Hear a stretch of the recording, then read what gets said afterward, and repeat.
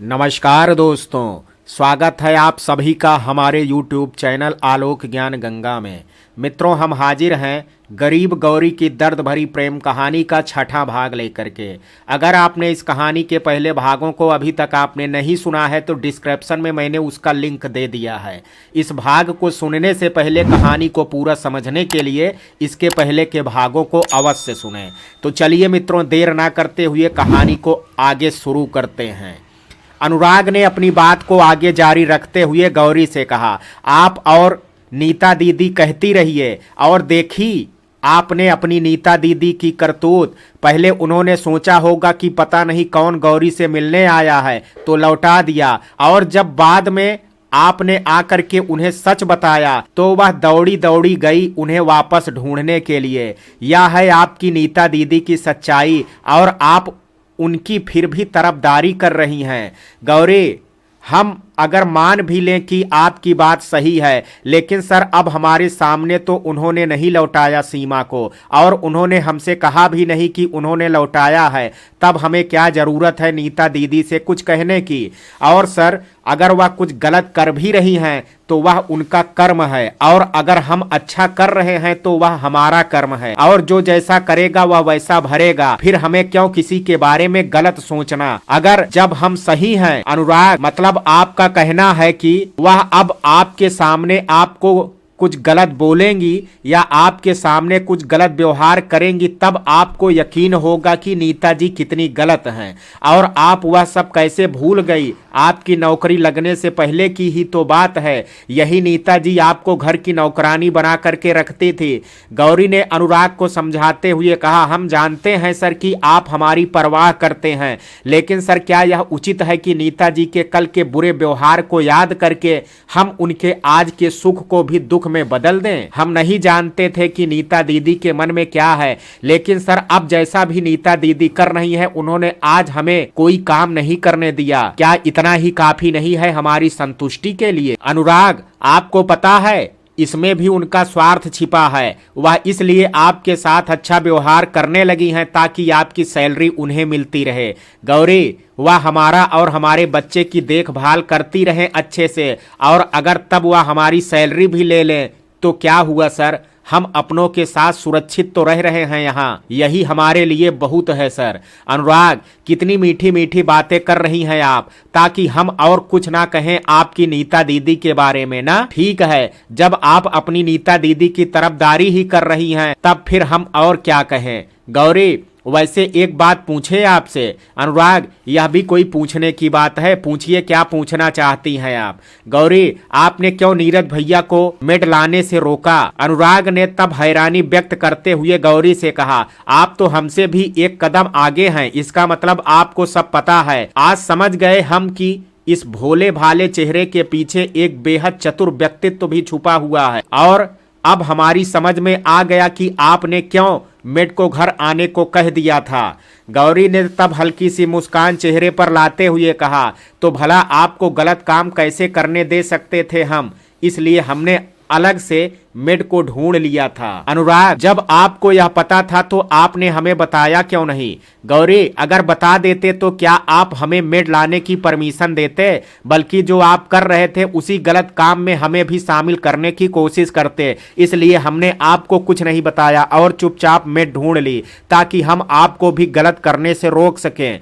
अनुराग ने कहा, अब हम आपसे कुछ पूछें, सच सच बताइएगा। गौरी जी, पूछिए। अनुराग, आपने मेड सिर्फ गलत काम से रोकने के लिए ढूंढी थी या आपको अपनी दीदी की फिक्र भी थी? गौरी, शायद दीदी हमारा वेट कर रही होंगी, हमें लगता है अब हमें यहाँ से चलना चाहिए। अनुराग, यह तो हमारे सवाल का जवाब नहीं हुआ गौरी जी। हम समझ रहे हैं कि आप बात को टालने की कोशिश कर रही हैं। अगर नहीं बताना चाहती हैं तो आप मना कर दीजिए, हम नहीं पूछेंगे आपसे, लेकिन इस तरह बहाना बना करके बात को टालिए मत। गौरी, वैसे आपको क्या लगता है कि हमने किस लिए मेड ढूंढी होगी? अनुराग, हमारे लगने से क्या होता है, हम तो आपसे जानना चाहते हैं। गौरी, बताना जरूरी है क्या? अनुराग, हमने कहा ना कि अगर नहीं बताना चाहें तो आप मना भी कर सकती हैं। गौरी अच्छा ठीक है बताते हैं, आप नाराज मत होइए। गौरी ने तब आगे अनुराग से कहा, हम नहीं चाहते कि आप जैसे अच्छे इंसान को गलत काम करके बुरा बनना पड़े, इसलिए हमने मेड ढूंढी थी। अब तो आपको आपके सवाल का जवाब मिल गया ना सर। अनुराग शायद। गौरी अब ये शायद किस लिए? अनुराग ने तब बात को टालते हुए मुस्कुरा करके कहा, चलिए अब चलते हैं, नीता जी ने शायद चाय बना ली होगी। गौरी अच्छा ठीक है चलते हैं। और तब गौरी और अनुराग वहां से चले गए। नीता किचन में चाय बना रही थी कि तभी नीरज वहां पहुंच गया। नीता उस पर नाराज हो गई, मैं ढूंढ करके ना लाने के लिए। उससे पहले ही उसने अपनी समझदारी दिखाते हुए नीता से कहा, सॉरी नीता, आज सर ने हमें किसी काम के लिए घर साथ आने को कह दिया था, इसलिए तब हमें सर के साथ ही आना पड़ा। इसलिए तुम फिक्र मत करो, हम कल कहीं ना कहीं से कोई मेड ढूंढ लेंगे। नीता ने नीरज की बात सुन करके उसकी ओर देखते हुए कहा, आप ना अपनी ये सफाई रहने ही दीजिए। ये मीठी मीठी बातें आप हमारे सामने ना ही करो तो ज्यादा अच्छा है। आपको हमने एक तो काम दिया था, वो भी पूरे दिन में आपसे हो नहीं सका। नीरज तुम भी यह क्या कह रही हो? आज सुबह भी सर ने हमें रोक लिया था और अब जब शाम को जाने के बारे में सोचा तब भी सर ने रोक लिया। फिर तुम ही बताओ कि हम कैसे ढूंढ लाते मेड को। गौरी और अनुराग दोनों के कानों में किचन की तरफ से आती हुई नीरज की आवाज पड़ गई थी। और तब गौरी ने अनुराग से कहा, सुना आपने, इस सब के जिम्मेदार आप हैं। अनुराग ने तब गौरी की बात का जवाब देते हुए कहा, किसी को अपना समझ करके उसके लिए अपनापन जताना भी गलत है क्या? गौरी अपनापन जताने के लिए तो हमने कुछ नहीं कहा ना, हम तो बात किस विषय पर कर रहे थे और आप भी अच्छी तरह जानते हैं सर, मगर हम अब आपकी भूल सुधारने जा रहे हैं। अनुराग और आप हमारी भूल सुधारेंगी कैसे? गौरी ने हल्की सी मुस्कान अपने चेहरे पर लाते हुए तब अनुराग से कहा, आप खुद ही देख लीजिए, अभी आपको सब समझ में आ जाएगा। अनुराग अच्छी बात है। गौरी तब अनुराग के यहाँ से किचन की तरफ चली गई और किचन के बाहर से उसने नीता से कहा, दीदी आप परेशान मत होइए, हमारे पास सीमा का नंबर है, हम उनसे फोन करके बोल देंगे, वह सुबह से काम पर आ जाएंगी। गौरी की बात सुन करके नीता किचन से बाहर आ गई और उसने गौरी से मुस्कुराते हुए कहा, तुमने तो हमारा दिल खुश कर दिया गौरी, सच कहें तो हम बहुत परेशान हो गए थे, तुम अभी पहले सीमा से बात कर लो तभी हमें कुछ चैन मिलेगा। गौरी जी दीदी।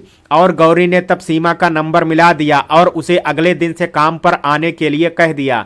फोन कट करने के बाद गौरी ने नीता से कहा, अब तो आप खुश हैं ना दीदी, और अब आपको परेशानी भी नहीं होगी। नीता ने तब मुस्कुराते हुए गौरी से कहा, हाँ हम अब खुश हैं और हमें अब कोई परेशानी भी नहीं है, थैंक्स गौरी। गौरी ने तब नीता से कहा, कोई बात नहीं दीदी। नीता के साथ साथ नीरज को भी अब तसल्ली मिल गई थी, आखिर नीता के तानों से भी उसे भी छुटकारा जो मिलने लगा था, इसलिए तब उसने भी गौरी का आभार व्यक्त करते हुए कहा, धन्यवाद गौरी, तुमने हमें बचा लिया, नहीं तो पता नहीं नीता और ना जाने हमें क्या कुछ सुनाती। गौरी कोई बात नहीं भैया, आप फिक्र मत कीजिए, अब दीदी आपसे कुछ नहीं कहेंगी। नीरज की बात सुनकर के नीता ने उसे घूरने लगी। तब नीरज फिर इधर उधर देखने लगा। सबकी बातें सुन करके थोड़ा दूर खड़ा अनुराग मुस्कुरा रहा था और मन में कह रहा था, गौरी जी आप बहुत अच्छी हैं। जब नीता ने अनुराग को अलग खड़े मुस्कुराते देखा तो उससे कहा, आप क्या कर रहे हैं अकेले वहां? चल करके डाइनिंग पर बैठिए सभी, हम सब के लिए चाय और कुछ नाश्ता लेकर के आते हैं। और तब अनुराग और नीरज डाइनिंग की तरफ चले गए और गौरी नीता के साथ किचन में उसकी हेल्प करने लग गई। अगले दिन से नीता के घर में मेड आ गई और उसने तब राहत की सांस ली। गौरी की भी परेशानी भरी लाइफ अब चलने लगी थी ठीक ठाक। कुछ दिन बाद एक दिन अनुराग जब ऑफिस में था तभी उसके घर से अचानक फोन आ गया और उसे घर आने को कहा। अनुराग ने भी सोचा कि कुछ काम होगा तो वह भी ऑफिस से उसी वक्त छुट्टी लेकर के घर के लिए निकल गया। गौरी उस वक्त बिजी थी और इसलिए अनुराग जाते वक्त गौरी से नहीं मिल सका और उसने घर के लिए गौरी को बिना बताए ही वह चला गया। जब शाम को ऑफिस से छुट्टी हुई तो गौरी ने अनुराग को ऑफिस में ढूंढा, लेकिन तब उसे पता लगा कि अनुराग तो अपने घर के लिए निकल गया है कुछ दिनों की छुट्टी लेकर के।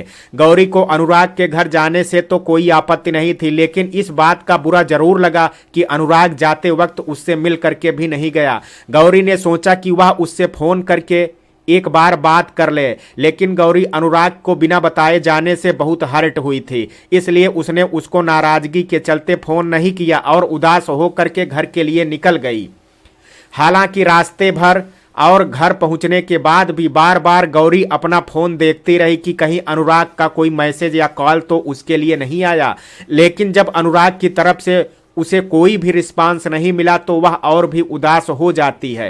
मन उसका बहुत कर रहा था अनुराग से बात करने का, लेकिन अपने ईगो के चलते वह उसे फोन नहीं मिला पा रही थी। जब रात का खाना खाने के बाद गौरी सरोज के रूम में पहुंची, तब सरोज ने उसका उदास चेहरा देख करके उससे पूछा, क्या हुआ गौरी, आज ये उदासी क्यों हमें दिख रही है तुम्हारे चेहरे पर? गौरी ने तब चेहरे पर बनावटी मुस्कान लाते हुए सरोज से कहा, देखिए अब तो नहीं है ना हमारे चेहरे पर उदासी।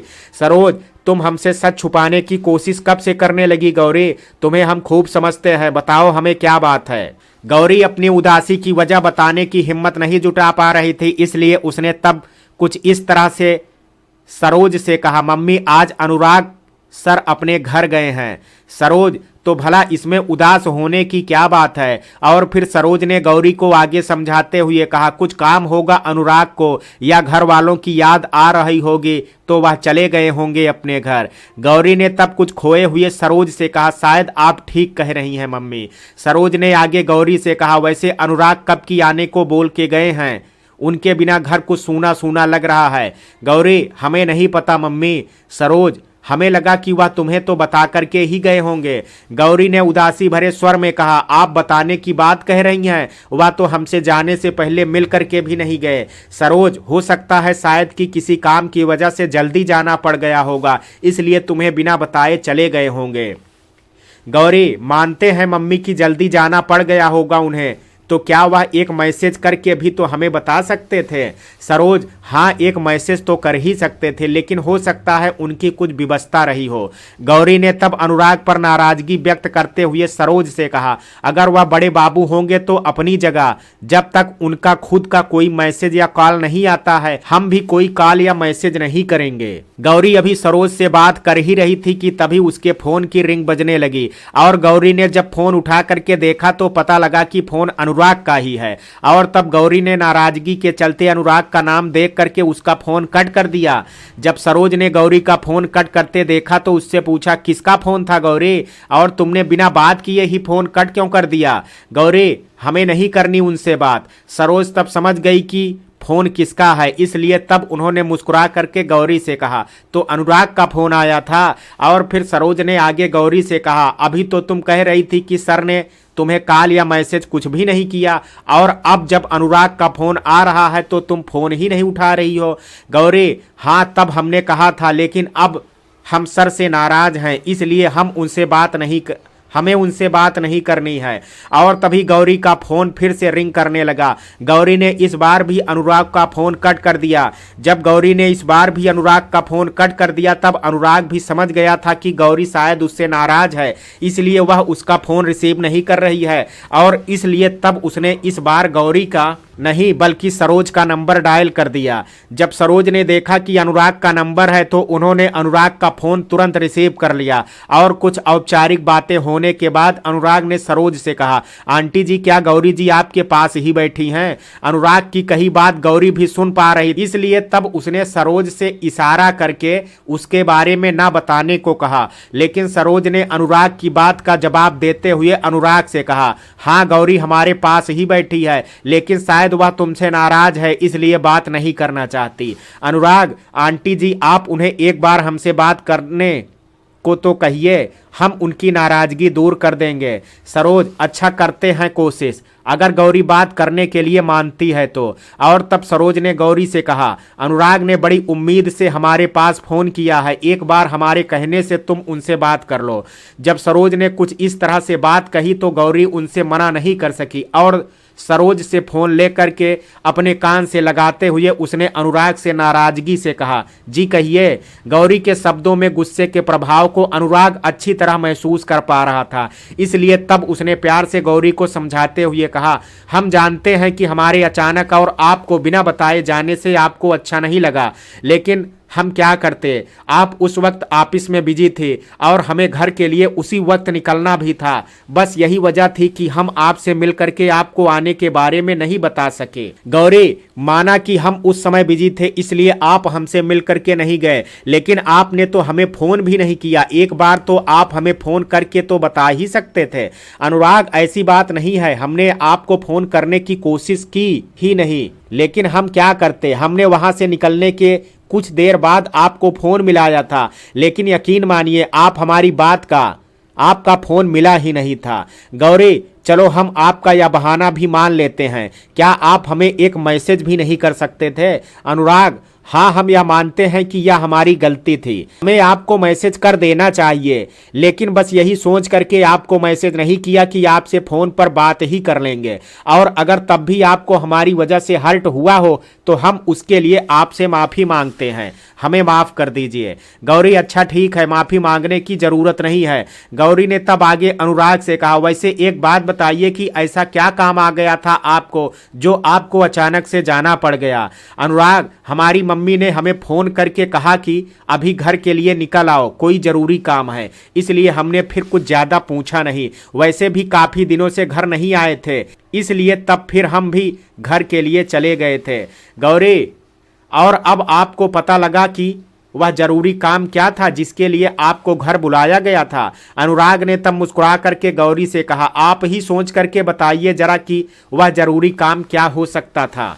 गौरी को गुस्सा अब कुछ शांत हो गया था, इसलिए तब उसने भी अनुराग से मुस्कुरा करके कहा, सर यह क्या बात हुई, हमें भला कैसे पता लगेगा कि आप घर किस लिए गए थे। अनुराग, अच्छा ठीक है, कोई बात नहीं, हम ही आपको बता देते हैं। बात दरअसल यह है कि अनुराग कुछ कह पाता मम्मी ने हमें एक जगह लड़की देखने के लिए बुलाया था।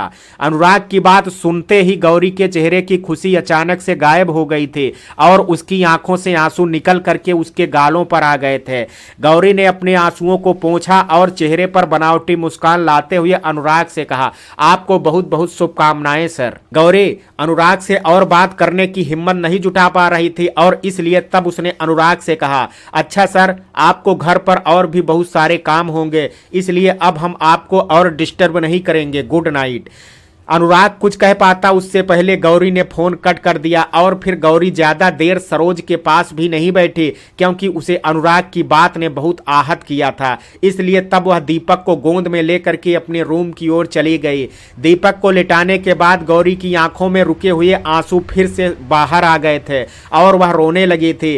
गौरी अनुराग को पसंद करने लगी थी, इसलिए उसे अनुराग के लड़की देखने की बात ने हर्ट कर दिया था और यही वजह थी जिसकी गवाही ही उसकी आंखों से बहते हुए आंसू भी दे रहे थे। अनुराग के बारे में सोच सोच करके रोती रही और फिर रोते हुए वह मन में सोचने लगी, हम कैसे भूल गए कि हम एक विधवा स्त्री हैं और हम कैसे भूल गए कि हम एक बच्चे की मां भी हैं। कैसे हमने अपने दिल को बहकने का अवसर दे दिया बिना यह सोचे कि इसका परिणाम क्या होगा। अनुराग सर का अच्छा नेचर है, वह अच्छे इंसान भी हैं, लेकिन हैं तो इंसान ही, उनकी भी अपनी लाइफ है और अपने सपने भी, अपने उन सपनों को वह हमारे लिए क्यों बर्बाद करेंगे। उन्हें तो एक से बढ़ करके एक लड़की मिल जाएगी, फिर वह एक विधवा स्त्री को क्यों अपनाएंगे। जो हुआ उसे भूल जाना ही अच्छा है। अपने आप को समय रहते रोक लेना चाहिए हमें, ताकि बाद में और अधिक तकलीफ ना हो। और अब हम ऐसा ही करेंगे, दूरी बना लेंगे सर से, अब और इस दिल को बहकने का अवसर नहीं देंगे। सोच करके गौरी और भी अधिक रोने लगी, लेकिन आंखों से बहते ये आंसू उसे और मजबूत बना रहे थे। गौरी ने आज बड़ा फैसला ले लिया था और जल्द ही उसने उसे अपने जीवन में लागू भी कर लिया था। गौरी के फोन कट करने के बाद अनुराग को बिल्कुल भी एहसास नहीं था कि गौरी ने नाराजगी से उसका फोन कट कर दिया है। वह तो सब सामान्य ही समझ रहा था, क्योंकि वह गौरी के मन की स्थिति जानता ही नहीं था। जो अगली सुबह अनुराग ने गौरी को फिर से फोन किया, लेकिन गौरी ने जान करके उसका फोन रिसीव नहीं किया। अनुराग ने फिर से फोन मिलाया, लेकिन इस बार भी गौरी ने फोन नहीं उठाया। तब अनुराग ने यह सोच करके फोन नहीं मिलाया कि शायद गौरी किसी काम में बिजी होगी और जब वह फ्री हो जाएगी तो वह उसे स्वयं ही फोन कर लेगी। लेकिन सुबह से शाम होने वाली थी, गौरी ने अनुराग के फोन का कोई रिप्लाई नहीं दिया। तब अनुराग ने सोचा हो सकता है शायद गौरी ऑफिस के कामों में बिजी रही हो, इसलिए उसे फोन करने का अवसर ही नहीं मिल सका हो। यही विचार करके वह गौरी के घर पहुंचने का वेट करने लगा, लेकिन शाम से अब रात हो गई थी। गौरी ने अनुराग की कोई सुध नहीं ली थी। अब अनुराग के सब्र ने भी जवाब दे दिया था, उससे रहा नहीं गया और उसने गौरी का नंबर मिला दिया। अनुराग के फोन की रिंग जाती रही, लेकिन गौरी ने जैसे खुद को पत्थर का बना लिया था। उसने अनुराग के फोन का कोई जवाब नहीं दिया। अनुराग ने कितनी ही बार फोन मिलाया, लेकिन हर बार रिंग जाने के बाद भी जब गौरी की ओर से अनुराग को कोई प्रतिक्रिया नहीं मिले, तब अनुराग कुछ विचलित हो गया और उसने फिर फोन सरोज को मिला दिया। कुछ रिंग के बाद ही सरोज ने अनुराग का फोन रिसीव कर लिया था। कुछ औपचारिक बातें होने के बाद अनुराग ने सरोज से कहा, आंटी जी, गौरी जी क्या आपके पास ही बैठी हैं? सरोज, नहीं तो आज वह हमारे यहाँ से जल्दी चली गई थी। आपको कुछ काम था क्या गौरी से? अनुराग, उनसे कुछ बात करना चाहते थे। सरोज, तो आप उनके फोन पर कॉल कर लीजिए। अनुराग, मगर वो तो हमारा फोन ही रिसीव नहीं कर रही हैं, पता नहीं क्या हो गया है गौरी जी को। अनुराग, हम जाकर के बोल देते हैं उन्हें। अनुराग, नहीं आंटी जी, आप परेशान मत होइए, हम फिर बाद में बात कर लेंगे उनसे। और फिर कुछ देर बात करने के बाद अनुराग ने फोन कट कर दिया। सरोज का जवाब सुनकर के अनुराग की समझ में यह तो आ गया था कि कुछ तो बात है जिसकी वजह से गौरी उससे बात नहीं कर रही है, लेकिन बहुत सोचने पर भी वह किसी नतीजे पर नहीं पहुंच सका था। अगले दिन सुबह अनुराग ने फिर गौरी का नंबर मिलाया, लेकिन गौरी ने तब भी उसका फोन रिसीव नहीं किया। अनुराग ने फिर ऑफिस टाइम पर गौरी को फोन मिला दिया, लेकिन इस बार गौरी को मजबूरन अनुराग का फोन रिसीव करना पड़ा। इसकी वजह थी अनुराग उसकी ऑफिस का बड़ा बाबू था। जब गौरी ने अनुराग का इस बार फोन रिसीव किया तो अनुराग ने उससे पूछा, आप कल से कहीं बिजी हैं, हमारा फोन रिसीव क्यों नहीं कर रही हैं? गौरी ने उन बातों पर विशेष ध्यान न देते हुए एक कर्मचारी के तौर पर अनुराग के प्रश्नों का उत्तर देते हुए कुछ इस तरह से कहा, सर आपको कुछ काम था क्या हमसे? अनुराग, यह हमारी बात का जवाब नहीं है, हमने आपसे कुछ और पूछा है। गौरी, माफी चाहते हैं सर, हम अपनी पर्सनल बातें आपको नहीं बता सकते। अगर आप ऑफिस के बड़े बाबू की तरह हमसे कोई भी बात करेंगे तो हम आपका जवाब देने के लिए प्रस्तुत हैं। अनुराग, यह आप क्या कह रही हैं? गैरों की तरह बातें क्यों कर रही हैं आप? क्या हमसे कोई गलती हो गई है? गौरी, सर हमारे पास ऑफिस का काफ़ी काम पेंडिंग रहता है, अगर आपको कुछ ऑफिस का काम है तो आप हमें बता सकते हैं। अनुराग, मतलब आप हमसे बात नहीं करना चाहती? गौरी, हमने एक कर्मचारी होने के नाते आपसे बात करने के लिए कब मना किया है? आप हमसे बात कर सकते हैं। हाँ, लेकिन अब हम अपनी पर्सनल लाइफ के बारे में बात करना ठीक नहीं समझते और हम अपनी पर्सनल लाइफ के बारे में बताना भी ठीक नहीं समझते और हम समझते हैं आपका हमारे प्रोफेशन और हम समझते हैं उसका हमारे प्रोफेशनल काम से कोई तालमेल भी नहीं है। अनुराग, अच्छी बात है गौरी जी, आप हमसे बात नहीं करना चाहती हैं, मत कीजिए। हम भी देखते हैं आप हमसे कब तक बेरुखी से पेश आती हैं। अच्छा, फिर आप अपना ऑफिस का काम कीजिए, हम आपको और डिस्टर्ब नहीं करेंगे, लेकिन जब भी अगर समय मिले तो आप हमसे बात कर लीजिएगा, आपके फ़ोन का इंतज़ार रहेगा हमें। गौरी, हम फ़ोन रखते हैं सर, और एक बात आपसे कहना चाहते हैं कि आप हमारे फ़ोन का वेट मत कीजिएगा। और गौरी ने तब अनुराग का फ़ोन कट कर दिया, लेकिन फ़ोन कट करने के साथ ही उसकी आंखों से आंसू निकल आए, जो कि दर्शा रहे थे कि गौरी को खुद भी अनुराग के साथ कठोर व्यवहार कर अच्छा नहीं लग रहा था। गौरी के इस बदले व्यवहार ने अनुराग को अंदर तक हर्ट कर दिया था, जिसकी वजह से उसका अब घर पर मन नहीं लग रहा था। वह जानना चाहता था कि गौरी के बदले स्वभाव के पीछे की वजह क्या है, इसलिए उसने जल्द ही लखनऊ वापस आने का निर्णय लिया और उसके अगले दिन ही लखनऊ के लिए निकल आया। और लखनऊ आने के बाद वह सीधा ऑफिस पहुंचा। अनुराग के ऑफिस पहुंचने के बाद नीरज और कुछ कर्मचारी उससे मिलने पहुंचे, लेकिन गौरी उससे मिलने नहीं गई थी। ऐसा नहीं था कि गौरी को पता नहीं लगा था अनुराग के आने का, गौरी को उसके आने का पता लग गया था। इसके बावजूद भी वह अनुराग से मिलने नहीं गई थी। जब अनुराग के कुछ देर वेट करने के बाद भी गौरी उससे मिलने नहीं पहुंची, तब अनुराग खुद ही उसके पास चला गया। गौरी उस समय कुछ काम कर रही थी, लेकिन फिर भी उसे अनुराग के आने की आहट मिल गई थी, लेकिन वह नादान बन करके अपना काम करती रही। अनुराग कुछ देर खड़ी गौरी की प्रतिक्रिया का वेट करता रहा, लेकिन जब गौरी की तरफ से कोई रिस्पांस उसे नहीं मिला, तब उसने गौरी से कहा, नमस्ते गौरी जी। तब गौरी ने अनुराग की ओर देखते हुए नादान बनते हुए कहा, नमस्ते सर, आप कब आए? अनुराग, आपको सच में नहीं पता या आप नादान बनने की कोशिश कर रही हैं? गौरी, हम काम कर रहे थे सर। अनुराग, वह तो हम भी देख रहे हैं, आप काम खूब मन लगा करके पहले से भी करते थे और अब भी कर रही हैं। काम के लिए तो हम कुछ बोल भी नहीं रहे हैं, हमने तो आपसे कुछ और पूछा था। खैर कोई बात नहीं, शायद आप हमें बताना नहीं चाहती हैं। गौरी को झूठ बोलना पसंद नहीं था, इसलिए उसने मौन से काम लिया और गौरी के मौन ने अनुराग की बेचैनी को और बढ़ा दिया था। इसलिए तब उसने गौरी से कहा, आपकी तबीयत तो ठीक है ना गौरी जी? अगर कुछ दिन की छुट्टी लेना चाहें तो, या कहीं आपको घूमने जाना हो तो आप जा सकती हैं। हमें लगता है कि आपको कुछ दिन रेस्ट की ज़रूरत है। गौरी, हम ठीक हैं सर, हमें छुट्टी नहीं चाहिए अभी। अगर कभी ज़रूरत होगी तो हम आपको बता देंगे। अनुराग जो गौरी से जानना चाहता था उसका उसे गौरी से अभी भी पता नहीं लग सका था, और अभी वह ऑफिस में था, इसलिए उसने अभी गौरी से और अधिक बात करना भी ठीक नहीं समझा। इसलिए तब उसने गौरी से कहा, अच्छा अब हम आपको और डिस्टर्ब नहीं करेंगे, आप आराम से अपना काम कीजिए। और हाँ, एक बात और, अगर आपको हमसे कोई हेल्प चाहिए हो तो हमसे बेझिझक कह सकती हैं।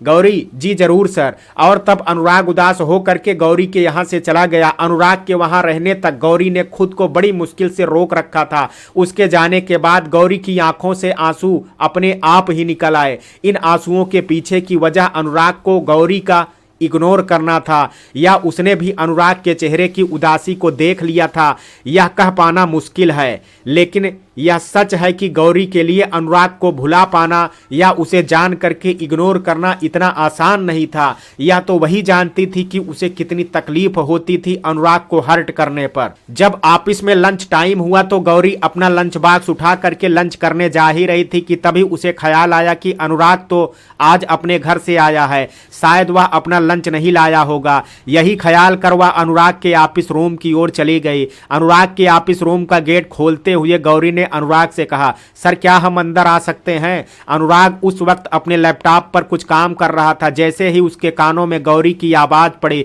उसने लैपटॉप से नजर हटा करके गेट की ओर देखा और मुस्कुराते हुए गौरी से कहा, आइए ना गौरी जी। गौरी तब अंदर चली गई और चुपचाप जा करके अनुराग की टेबल के पास खड़ी हो गई। अनुराग ने जब गौरी के हाथ में लंच बॉक्स देखा तब उसने गौरी से कहा, लंच बॉक्स लेकर के आप यहाँ, कुछ काम था क्या हमसे? गौरी, आपको देने के लिए ही लाए थे। आप आज घर से आए हैं तो सोचा शायद आज आप लंच बॉक्स लेकर के नहीं आए होंगे, इसलिए आपको यह लंच बॉक्स देने चले आए। अनुराग, और फिर आपका लंच बॉक्स? गौरी, हमें वैसे भी उतनी भूख नहीं है, आप खा लीजिए सर। अनुराग, कभी कभी आपको समझ पाना हमारे लिए मुश्किल हो जाता है गौरी जी। गौरी ने तब मासूमियत से कहा, हमने क्या किया सर? अनुराग, जब हम आपसे फोन पर बात करना चाह रहे थे और उसके लिए हमने आपको कितनी ही बार फोन मिलाया भी, लेकिन हर बार आपने हमें इग्नोर किया, और आज भी जब हम आपसे मिलने गए तब भी आपने हमें इग्नोर किया, और अब देखिए खुद हमें अपना लंच बॉक्स देने के लिए आप आ गई और हमारे लिए भूखी रहने को भी तैयार हो गई हैं। गौरी ने तब बिना अनुराग की ओर देखते हुए कहा, हमें अधिक भूख नहीं है, इसलिए अपना लंच बॉक्स आपको देने के लिए लाए हैं। अनुराग, यही बात आप हमारी ओर देख करके कह सकती हैं। गौरी, आप कर लीजिए ना सर लंच, आप हमारी फिक्र मत कीजिए। गौरी ने इस बार भी अनुराग की बात का जवाब बिना उसकी ओर देखे ही दे दिया था। अनुराग, आपको क्या हम इतने बुरे इंसान लगते हैं गौरी जी? आप भूखे रह जाएं और हम आपका खाना खा लें। गौरी, हमें तो आदत है सर, लेकिन आप भूखे नहीं रहे होंगे, और फिर आपको बाहर का खाना भी कम पसंद है, इसलिए हम आपसे कह रहे हैं। अनुराग, आपसे एक बात पूछें हम, सच सच जवाब देंगी आप? गौरी, हमें झूठ बोलना वैसे भी पसंद नहीं है सर, आप पूछिए क्या पूछना चाहते हैं। अनुराग, अगर आपको हमारी इतनी फिक्र और परवाह है कि आप हमारे लिए भूखी भी रह सकती हैं, फिर आपको तब यह ख्याल एक बार भी नहीं आया जब आपने हमारे फ़ोन कॉल्स को कितनी ही बार इग्नोर किया था। आपने एक बार भी नहीं सोचा कि हम पर क्या गुजरी होगी, तब आपको एक बार भी हमारा ख्याल नहीं आया। गौरी ने अनुराग की बात का जवाब देते हुए कहा, सर हर बात का जवाब देना कभी कभी बहुत मुश्किल होता है इंसान के लिए। अनुराग, वही तो हम जानना चाहते हैं कि ऐसी आपकी क्या मजबूरी रही जो आपको हमें इग्नोर करने के लिए मजबूर होना पड़ा। गौरी ने एक नज़र अनुराग की ओर देखा और फिर दूसरी ओर देखते हुए कहा, हमने कहा ना सर कि कभी कभी इंसान हालात के सामने मजबूर हो जाता है, बस ऐसी ही कुछ हमारी भी मजबूरी थी। आपसे रिक्वेस्ट करते हैं प्लीज़ इसके आगे आप हमसे कुछ मत पूछिएगा। अनुराग ने भावुक होकर के गौरी से कहा, आप हमें किस बात की सज़ा दे रही हैं? गौरी प्लीज़ सर खुद को संभालिए, आप ऑफिस में हैं और आप बड़े बाबू भी हैं, अगर कोई आपको ऐसे भावुक होकर के देखेगा तो क्या कहेगा?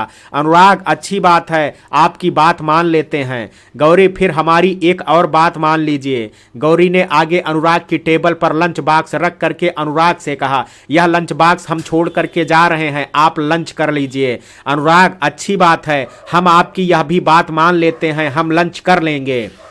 उस समय अनुराग का चेहरा और भी अधिक मासूम दिख रहा था। गौरी का मन कर रहा था कि बस अनुराग को निहारती रहे, लेकिन फिर उसने किसी तरह खुद को संभाला और फिर अनुराग से कहा, आप अब लंच कर लीजिए, हम जाते हैं अब। अनुराग कुछ कह पाता उससे पहले गौरी गेट की ओर बढ़ चुके थे और तब फिर अनुराग ने भी गौरी से कुछ नहीं कहा।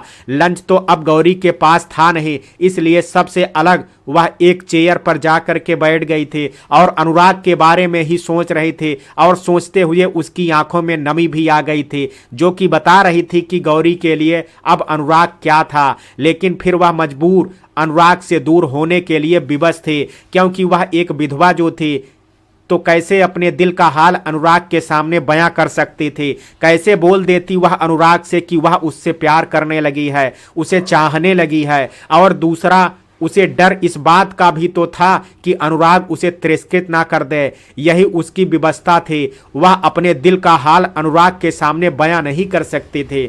गौरी अभी खोई हुई थी कि तभी एक ऑफिस की एक महिला स्टाफ उसके पास आई और उसकी ओर एक खाने की पैक थाली बढ़ाते हुए कहा, गौरी मैडम, यह अनुराग सर ने आपके लिए भेजा है और कहा है कि आप लंच कर लीजिए। सुन करके गौरी अपने ख्यालों से बाहर आ गई और उसने तब उस महिला स्टाफ से वह खाने की थाली ले ली और उसका आभार व्यक्त किया। महिला स्टाफ खाने की थाली दे करके वहां से चली गई और गौरी अब उस खाने की थाली को बड़े प्यार से देख रही थी और मन में कह रही थी, अनुराग सर, आप हमें खुद को क्यों नहीं भूलने दे रहे हैं? हम जितना भूलना चाह रहे हैं आपको, और आप क्यों उतने ही हमारे दिल के करीब होते जा रहे हैं। आपसे प्रार्थना करते हैं, हमें हमारे हाल पर छोड़ दीजिए सर, आप अपनी दुनिया अलग बसाइए। और फिर गौरी वहां से खाने की थाली लेकर के चली गई।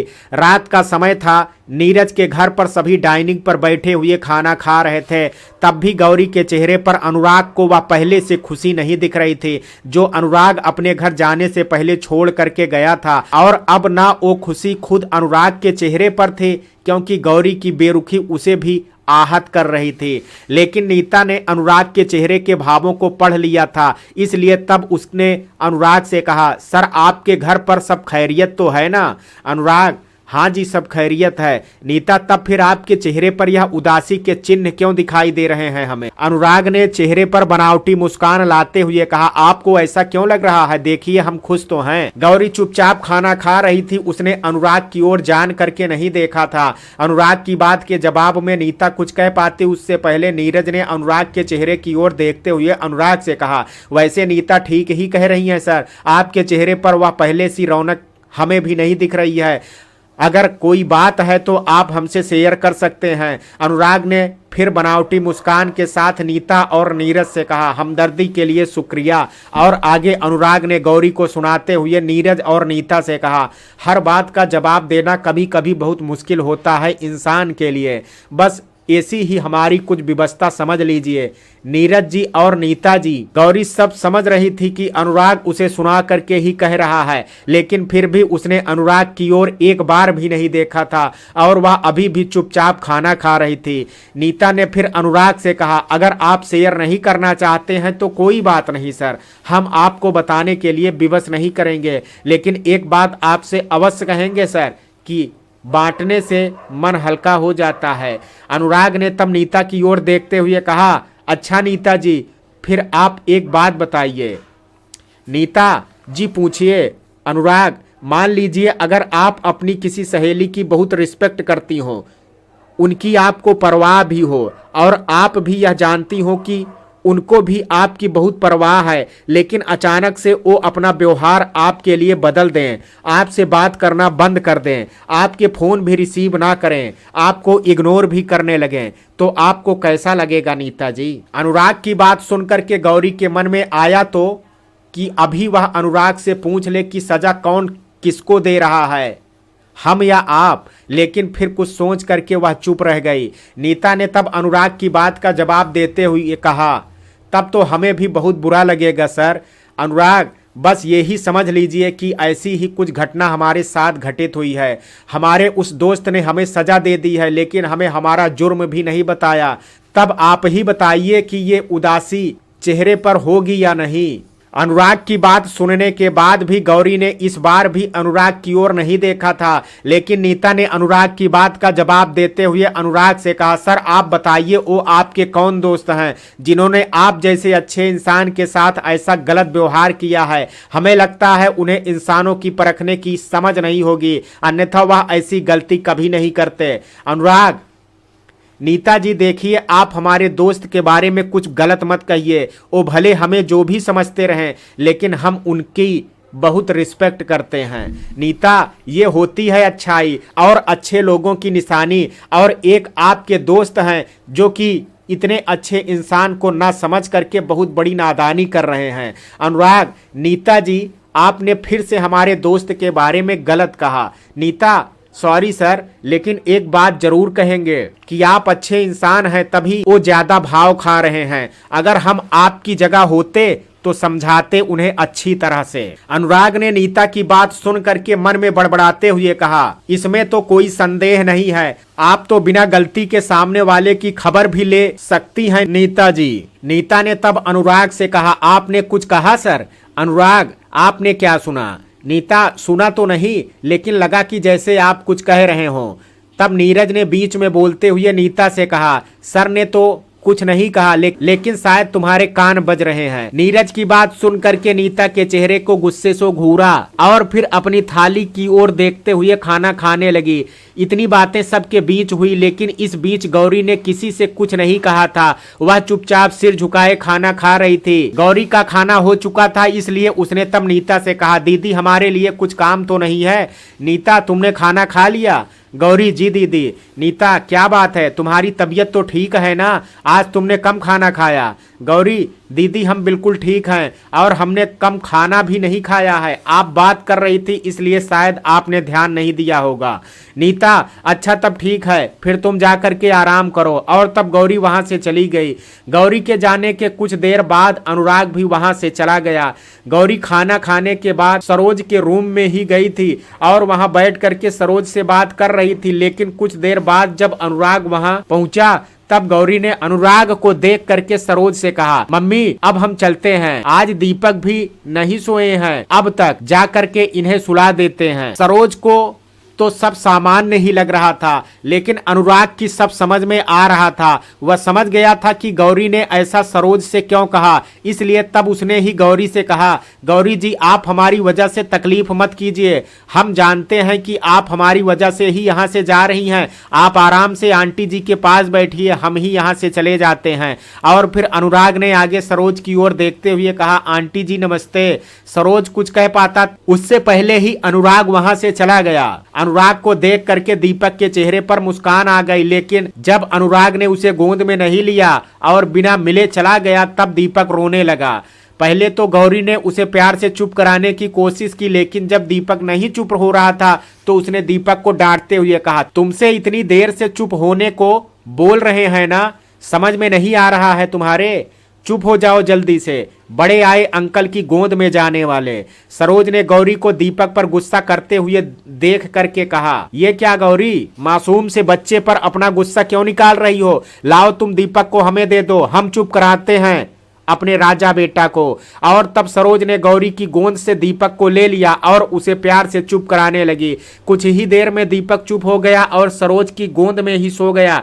दीपक के सोने के बाद सरोज ने उसे एक तरफ लेटा दिया और फिर गौरी से कहा, गौरी जी सच कहें तो हमें तुमसे ये अपेक्षा नहीं थी। तुमने जो बर्ताव अनुराग के साथ किया और फिर अपना गुस्सा बेचारे दीपक पर निकाल रही हो, हमें यह बिल्कुल भी अच्छा नहीं लगा। आखिर अनुराग ने क्या गलत कर दिया जिसके लिए तुम उनके साथ ऐसा बर्ताव कर रही हो? सरोज ने आगे गौरी से कहा, क्या उन्होंने तुम्हारी जिंदगी को संवारा है? वो उनकी गलती थी या वो तुम्हारी और तुम्हारे बच्ची की जिंदगी में खुशियां लाने की कोशिश कर रहे हैं? वो उनकी गलती है। तुम एक भले आदमी के साथ गलत व्यवहार कर रही हो बेटा। गौरी ने भरे हुए गले से सरोज से कहा, मम्मी हम मानते हैं कि हम जो सर के साथ कर रहे हैं वह गलत है।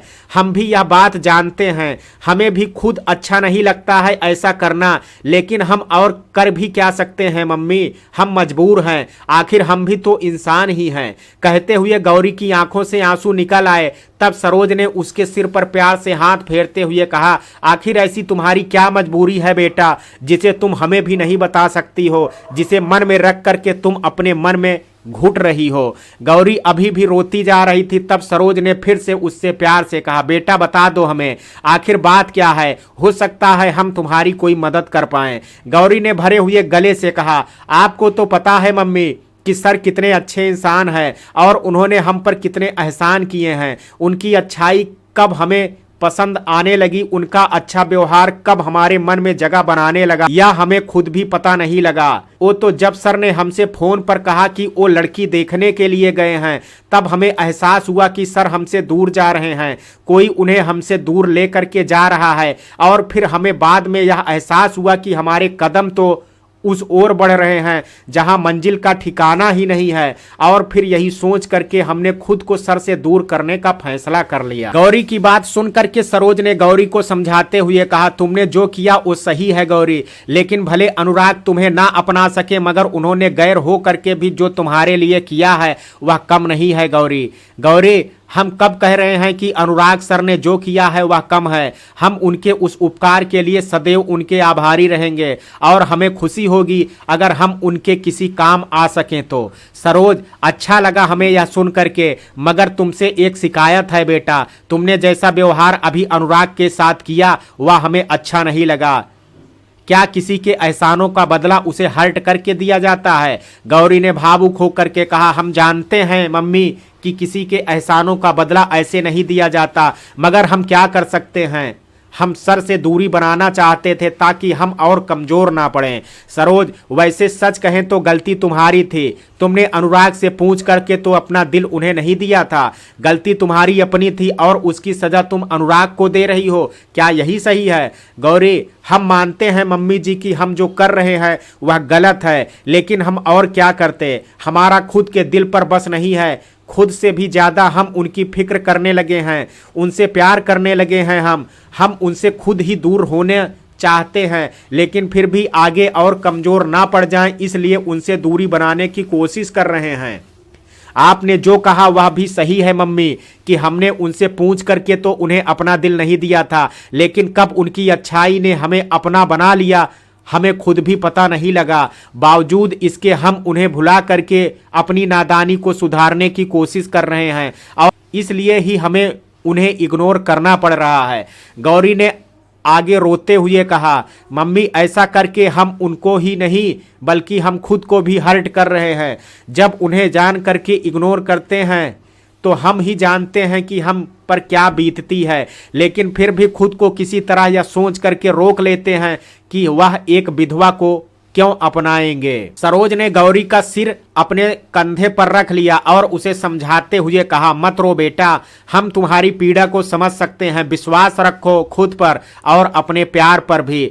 अगर तुम्हारा प्यार सच्चा होगा तो अनुराग भी उसे एक दिन जरूर पहचान लेंगे। गौरी ने रोते हुए कहा, वो एक बड़े अफसर हैं और खूबसूरत भी, उन्हें तो एक से बढ़ करके एक लड़की मिल जाएगी, फिर वो भला किसी विधवा को क्यों अपनाएंगे।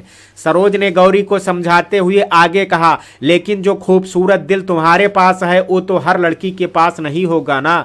दिल छोटा मत करो बेटा और नियति पर भरोसा रखो।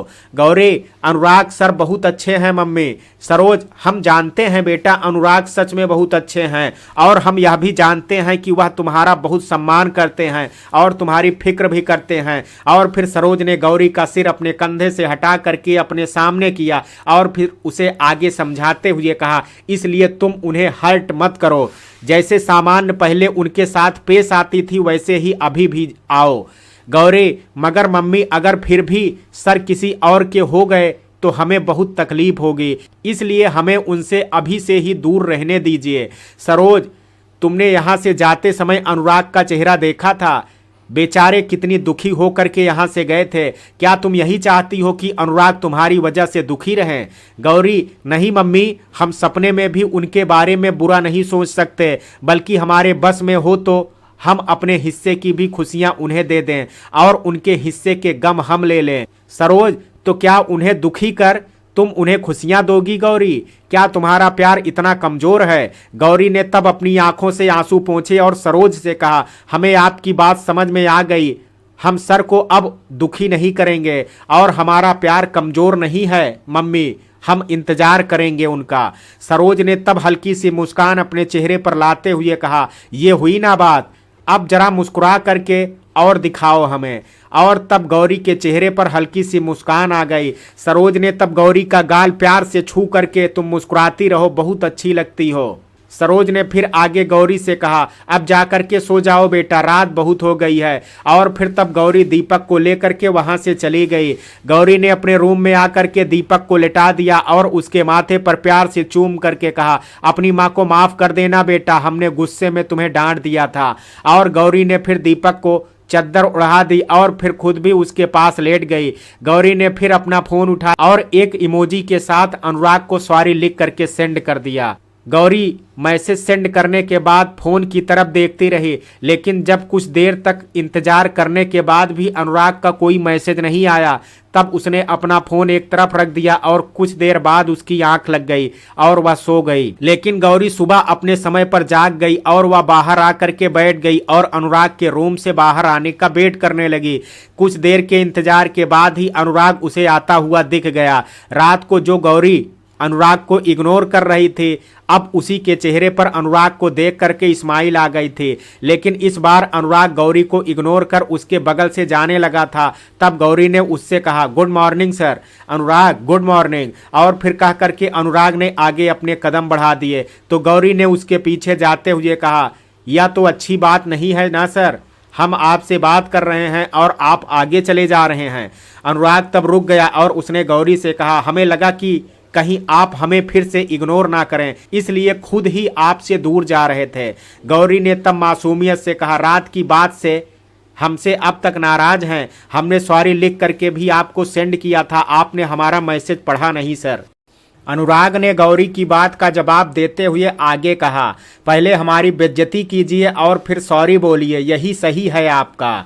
गौरी, हम सपने में भी नहीं सोच सकते आपकी बेइज्जती करने के बारे में, आप तो हमारे लिए फरिश्ता हैं सर। अनुराग, तभी तो आप हमें इग्नोर कर रही थी ना। गौरी, हमें वह बात याद दिला करके शर्मिंदा मत कीजिए, वह हमारी नादानी ही समझ लीजिए और हमें माफ़ कर दीजिए सर। अनुराग, यह आपका सही है, गलती करो और फिर माफ़ी मांगो। आपने एक बार भी सोचा कि हम पर क्या गुजरी होगी? गौरी, हम जानते हैं सर, आप हमारी वजह से बहुत हर्ट हुए हैं। अच्छा, फिर आप हमें माफ मत कीजिए, इस बार आप हमें सजा दीजिए ताकि हम अगली बार भूल करने से पहले सोचें।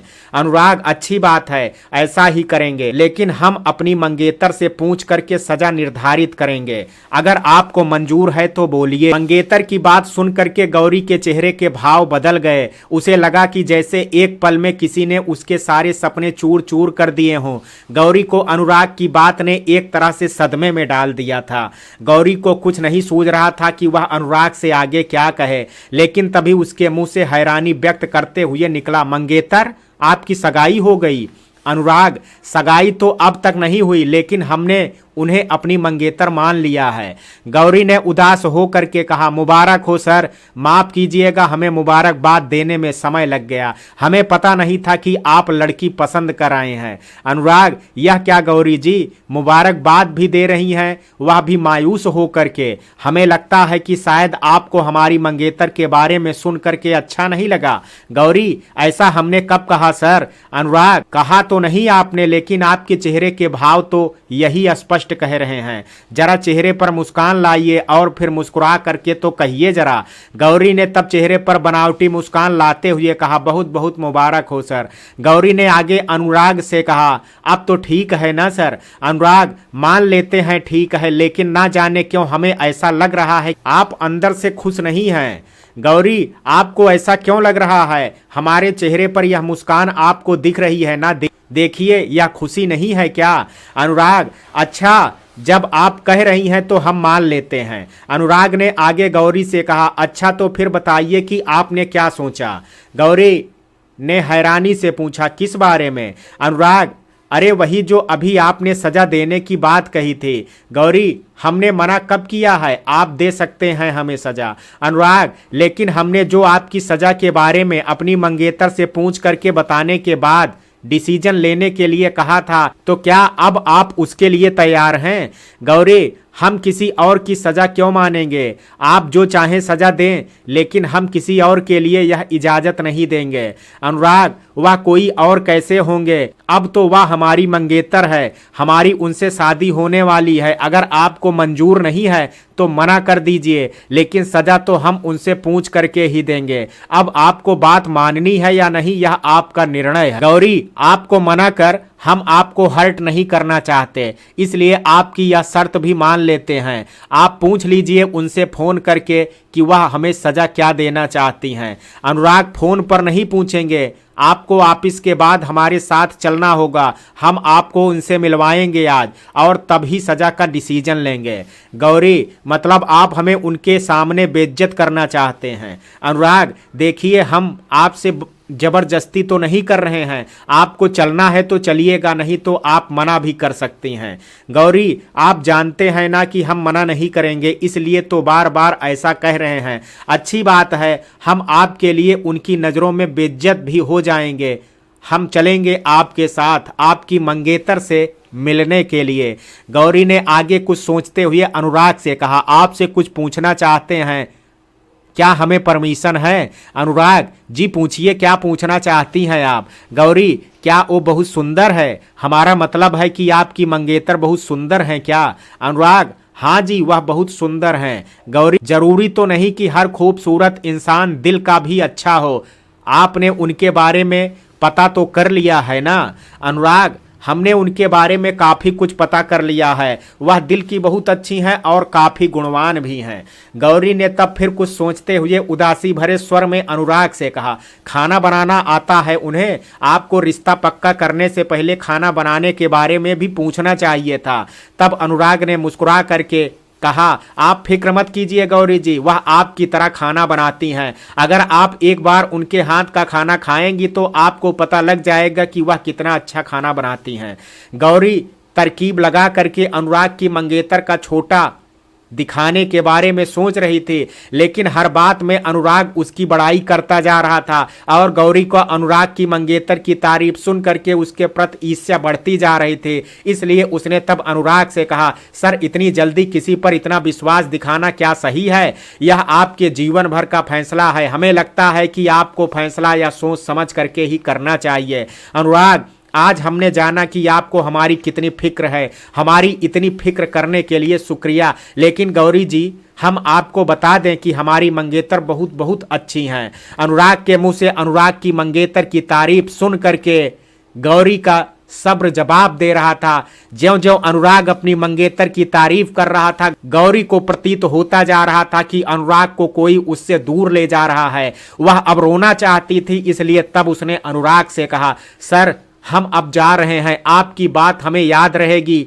हम आपके साथ शाम को चलेंगे। और कह करके गौरी वहां से अपने रूम की ओर चली गई। रूम में पहुंच करके गौरी फूट फूट करके रोने लगी, क्योंकि उसके सामने उसका एक सपना टूट गया था। गौरी अपने रूम में बेड पर लेटी हुई रोती जा रही थी और रोते हुए कह रही थी, आखिर हमने किसी का क्या बिगाड़ा है, क्यों हमारी खुशियां हमसे छीन जाती हैं। अनुराग सर कितने अच्छे हैं, काश वो हमारे मन को पढ़ पाते तो समझते कि हम उनसे कितना प्यार करते हैं, लेकिन उन्होंने तो हमारे मन को टटोलने तक की कोशिश नहीं की और कितनी आसानी से कह दिया कि हम उनकी मंगेतर से मिल लें। जब नसीब ही हमारा ऐसा है तो हम अनुराग सर पर भी दोष क्यों लगाएं।